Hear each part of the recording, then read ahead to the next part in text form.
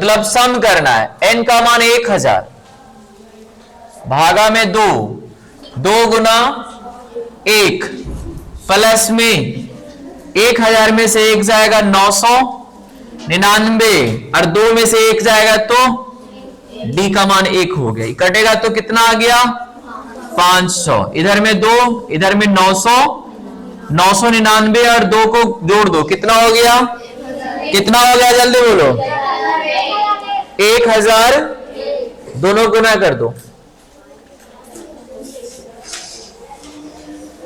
और इसको एक और तरीका से बना सकते हैं, ये सर पहले एन निकाल के जो निकला जो फिर एन n बटा 2 इंटू एन प्लस इस तरह से भी तो निकाल सकते हैं। गुना करेंगे तो कितना आएगा बाबू 500 गुना मतलब 500 500 आएगा ना। और सेकेंड वाला में प्रथम n धन पूर्णांक बोल रहा है, मतलब यहां 1000 की जगह पे क्या रखना है n रखना है।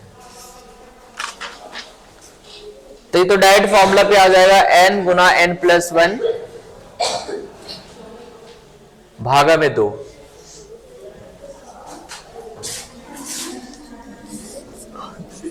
Sn बराबर n बाई 2 और n प्लस 1 लेना, n स्क्वायर प्लस n भागा 2, ये आंसर आ जाएगा सेकेंड वाला का।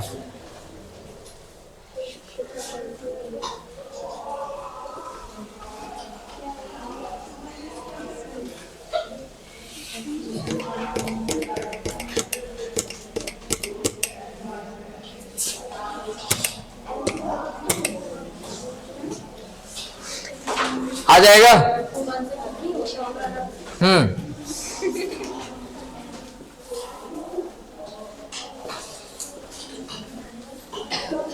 दो गुना करो मल्टीप्लाई करो। हाँ आंसर उसमें डाल के देख लो फॉर्मूला में, n की जगह पे n रखना, 2 into a होता है ना, a का मान कितना है 1 है ना, फिर n माइनस 1 लिखते हैं, d का भी मान 1 है, ठीक है। अब देखो n यहाँ पे क्या है 2 प्लस n माइनस 1, ठीक है। 2 में से 1 जाएगा तो कितना बचेगा, 2 में से 1 जाएगा तो 1, तो n माइनस 1। हाँ हो गया। किसका आंसर, सेकंड का आंसर लिख तो दिए, क्या लिखा हुआ ये सेकंड का ही तो है।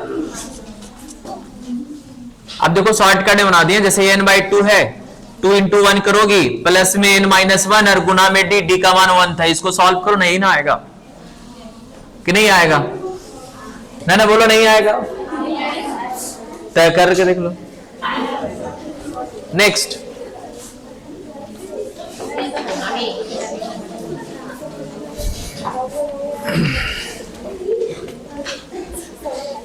लिखिए, ऐसे प्रथम 40 धन पूर्णांकों का योग ज्ञात कीजिए। ऐसे प्रथम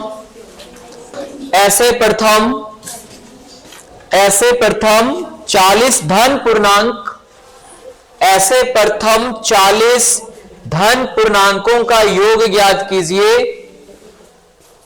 योग ज्ञात कीजिए जो 6 से विभाज्य है, जो 6 से विभाज्य है, जो 6 से विभाज्य है। अपने से नहीं बन पा रहा है, क्यों पढ़ी नहीं है चैप्टर है? यहाँ पे इंटू होता है, विभाज्य है 6 से कटता है, मल्टीप्लाई है वहां पे पी लिख दी तुम।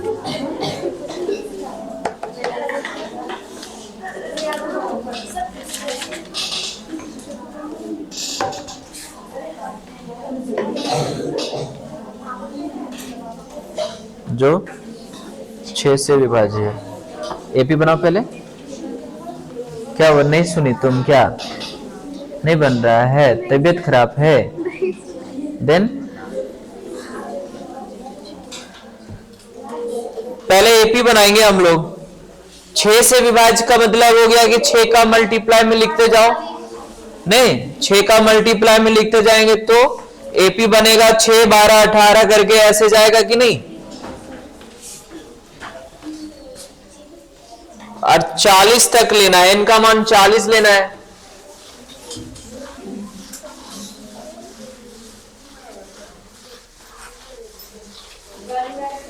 ठीक है,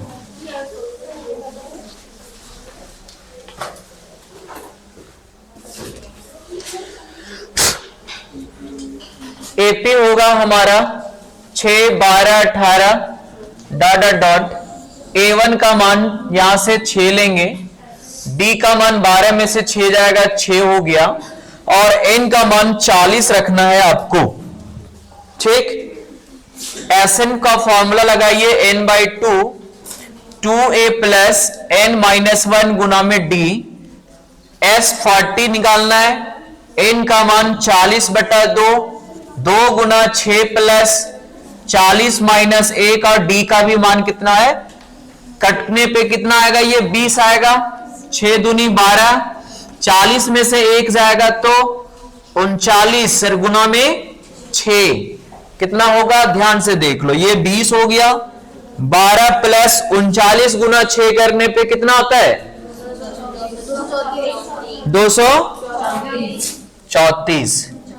जोड़ दो, कितना हो जाएगा जोड़ने पे, 246, और गुना कर देंगे 20 से, 6 दूनी 12, 4 दूनी 8 और 9, 49, 20 आंसर होगा। कोई दिक्कत ना, कोई दिक्कत बोलो ना, कोई दिक्कत बोलिए।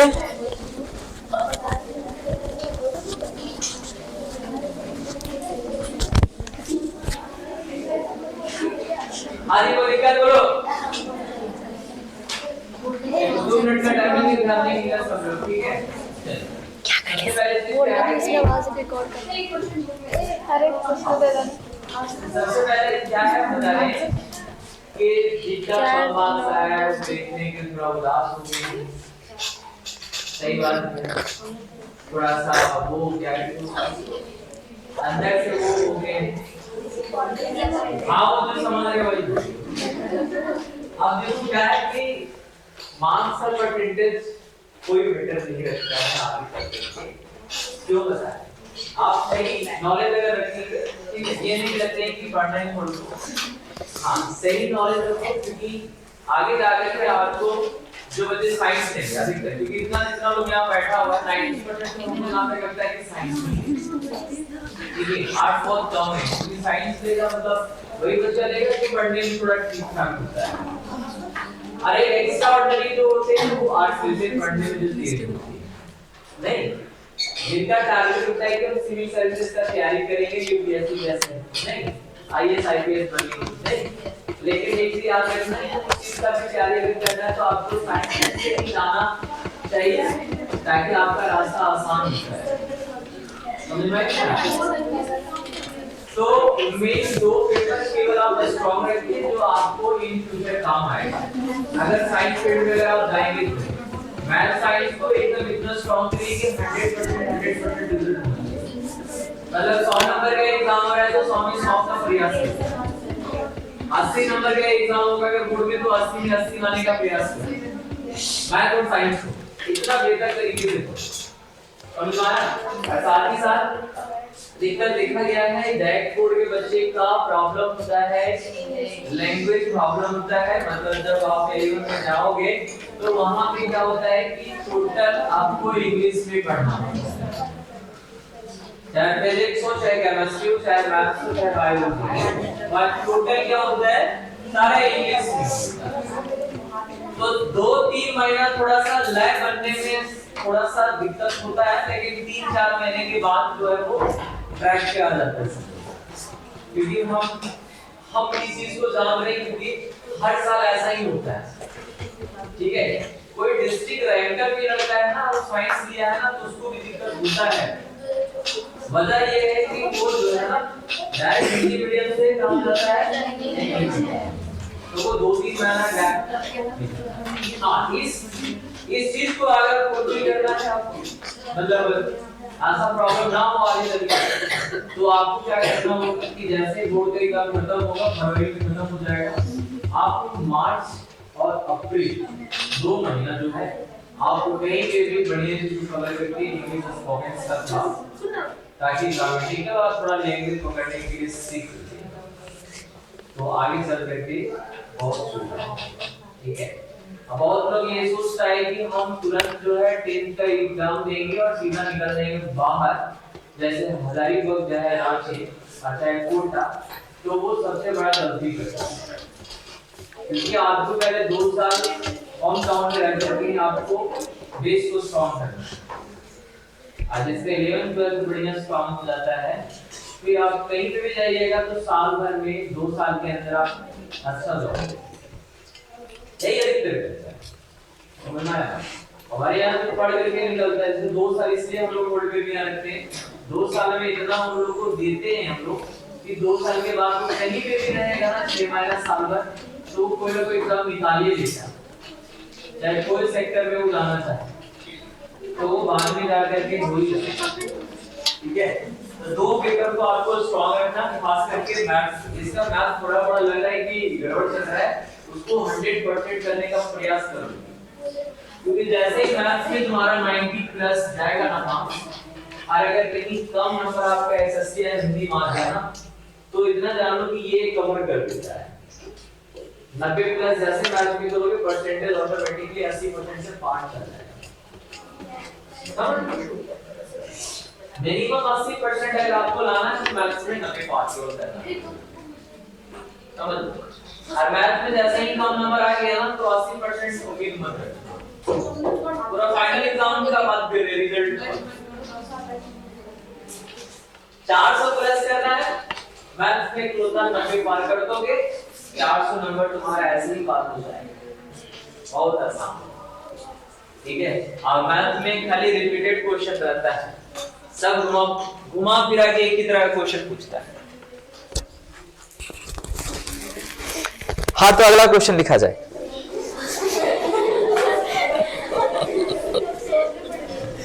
अगला क्वेश्चन लिखा जाए।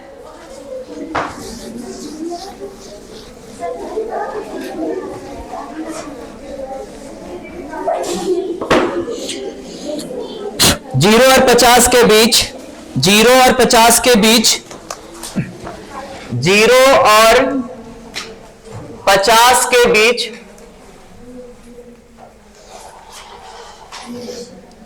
की विषम संख्याओं का योग, विषम संख्याओं का योग ज्ञात कीजिए।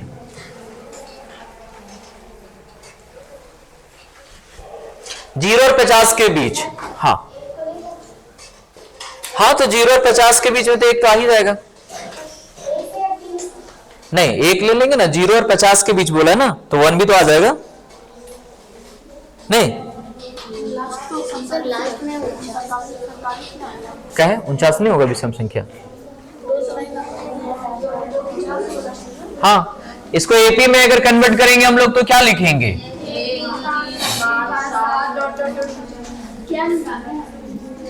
यही ना आएगा। पहले यहां से हम लोग n निकालेंगे, तभी तो निकाल पाएंगे ना Sn। तो n कैसे निकलेगा? अब ये मत सोचना कि 50 तक है तो n का मान 50 ले लेंगे, नहीं, 0 और 50 के बीच विषम संख्या लेना है। तो विषम संख्या किसको कहते हैं?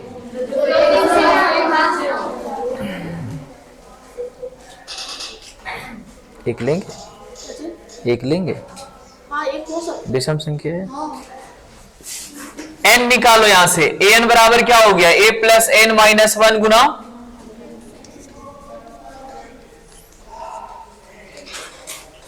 3 में से 1 जाएगा, इधर आया तो 48,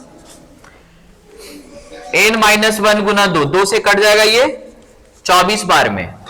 n का मान क्या हो जाएगा जरा बताओ तो, 24 बराबर n माइनस 1 है, माइनस 1 इधर आ गया तो 25 हो जाएगा। n का मान कितना आ गया, 25। अब हम यहां से S25 निकालेंगे, n by 2, 2a plus n minus 1 गुना में 25/2 लिखो, a का मान 1 है, 25 में से 1 जाएगा 24, डिफरेंस कितना है, d का मान 2 है। इधर आ गया 25/2, 2 और 24 दूनी 48, 48 और 2 50, 25 गुने 50 भागा में 2, कट जाएगा कितने बार में? 25 25 कितना होगा गुना करने पे? 625। आंसर भी चेक करो, यही है।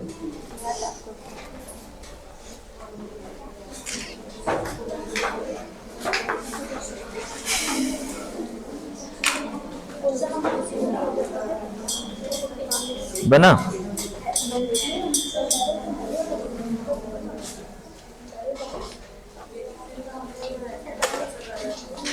बराबर का साइन छोड़ देती है, गड़बड़ हो जाता है इस तरह से।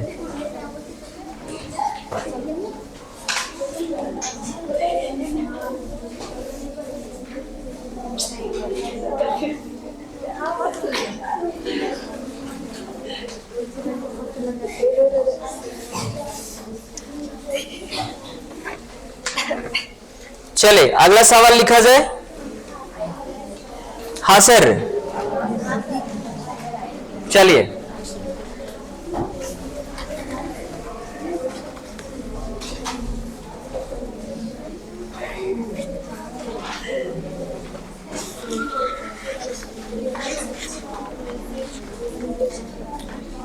किसी एपी के प्रथम 7 पदों का योग, लगता है कल बनाए हैं क्या? 7 पदों का योग 49, 17 पदों का योग 289। छोड़ देते हैं। हाँ ये लिखो, किसी एपी का प्रथम पद 5, किसी एपी का प्रथम पद 5, अंतिम पद 45, प्रथम पद 5, अंतिम पद 45,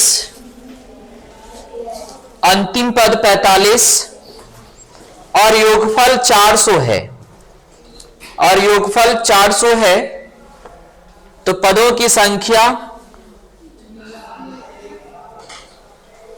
योगफल 400 है तो पदों की संख्या और सार्व अंतर ज्ञात कीजिए। पदों की संख्या और सार्व अंतर ज्ञात कीजिए।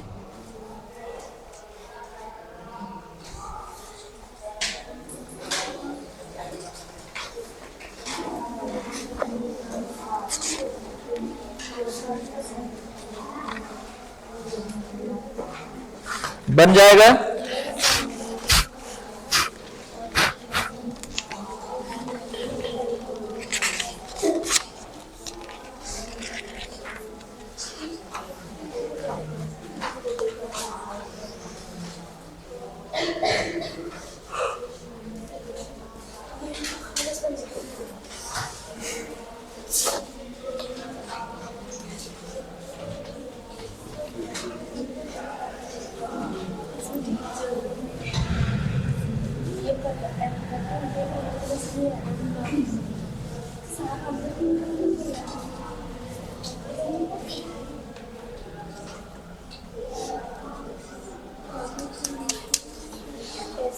हो गया।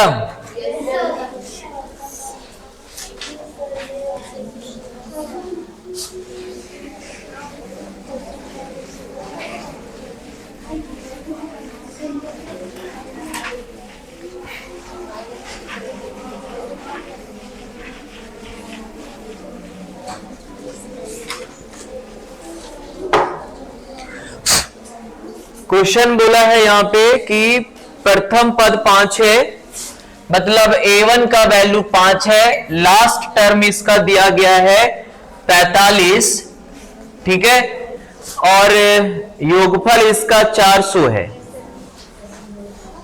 योगफल कितना है? 400। मतलब SN बराबर क्या दिया हुआ है? 400। तो हमें निकालना है N और D। तो ऐसा करते हैं ना, यहां पे SN बराबर फॉर्मूला लगाते हैं n/2 A + L लगा सकते हैं। यहां पे 400 हो गया, n का वैल्यू नहीं पता हमें, फर्स्ट टर्म 5 है, लास्ट टर्म 45 है, 4 दूनी कितना हो गया? 800, 45 और 5 जोड़ो कितना हो गया? 1 0 1 0 कट गया, 5 से 80 कितने बार में? 16 बार में n का मान कितना आ गया 16। अब हमें d भी निकालना है, d निकालना है ना, तो अब लगाएंगे इसमें दूसरा फॉर्मूला Sn वाला। an का लगा दे, चलो an बराबर a plus n minus 1 Guna d।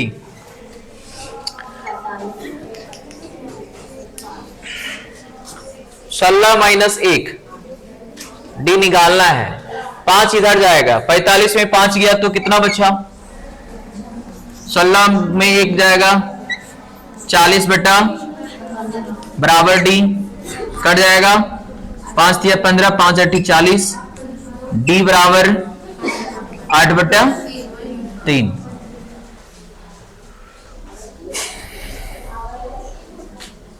और इसमें किसी तरह का सवाल अगर डाउट में है तो पूछ लो। कने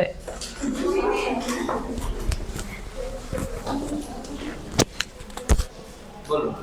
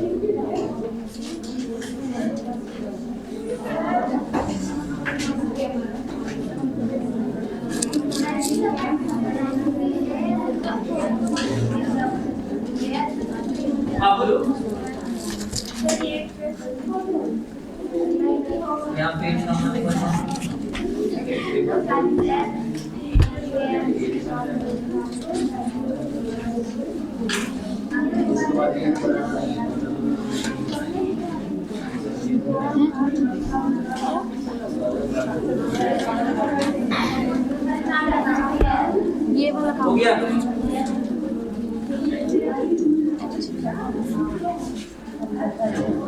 थोड़ा क्वेश्चन बैंक में देखिए तो 7 सवाल बना लिए उससे क्वेश्चन बैंक का क्वेश्चन बैंक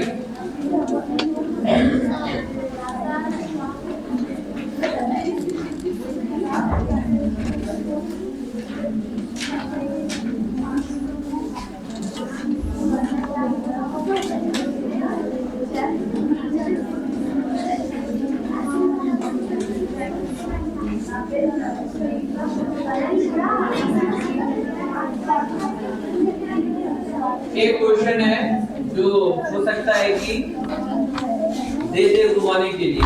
सर ये 20 नंबर का क्वेश्चन नहीं दे सकता है। यदि किसी एपी के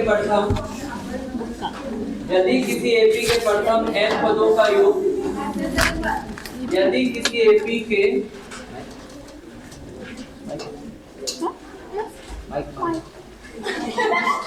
अब माइक ऑफ करेंगे नहीं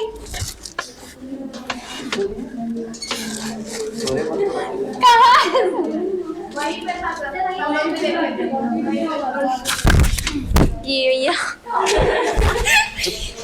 हाँ चलिए लिखेंगे, यदि किसी एपी के प्रथम n पदों का योग, n पदों का योग 4n minus n square, 4n minus n square है, तो इसका प्रथम पद 4n minus n square, Sn बराबर दिया है 4n माइनस n स्क्वायर, तो इसका प्रथम पद मतलब S1 कॉमा प्रथम दो पदों का योग, दो पदों का योग हाँ S2 कॉमा कॉमा दूसरा पद एवं nवां पद ज्ञात करिए।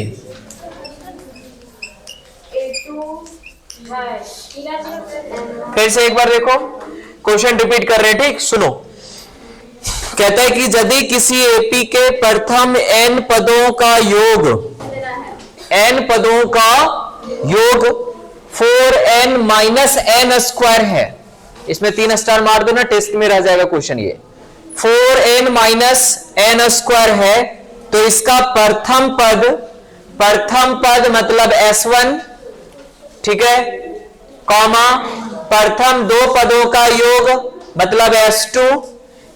सर प्रथम पद तो ए ना होगा। हाँ होगा, तो A और S1 बराबर ही होगा। अगर पहला टर्म को जोड़ेंगे तो वही ना होगा, ठीक है। हो गया, प्रथम दो पदों का योग S2, ठीक है, कोई दिक्कत? कॉमा दूसरा पद